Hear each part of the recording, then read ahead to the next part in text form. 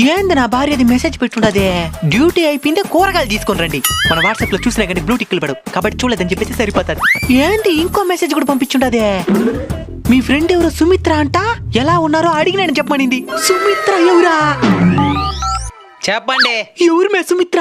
Number ఏమని ఇచ్చిందా? సుమిత్ర లేదు, సింతకాయ లేదు. మీరు మెసేజ్ చేసినా చూడనట్టుంటారు కాబట్టి సుమిత్ర అని మెసేజ్ చేసినా ఫోన్ చేస్తారని. కూరగాయలు మర్చిపోకుండా తీసుకురండి. ఆల్రెడీ మార్కెట్ లోనే ఉండా. అవునా? మా కొలి కోమలి కూరగాయలు కొనాలంటే కూడా వచ్చిన. కోమలి ఎవరా? ఎవరుతున్నదా?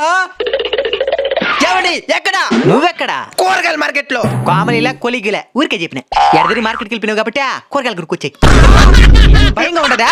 నాకేం భయమో, ఇక్కడ మా కొడుకు నరేష్ ఉన్నాడు కానీ వాడితో కూడా నడుచుకుంటూ వచ్చేస్తాం గాని. కొంపలు కుల్లరైపోయి మరకుడదా? ఎవడే నరేసా? నరేష్ లేదు, సురేష్ లేదు, ఊరికడ చెప్పినే. కూరగాయలు కొంటాను, మీరు మోసుకరండి.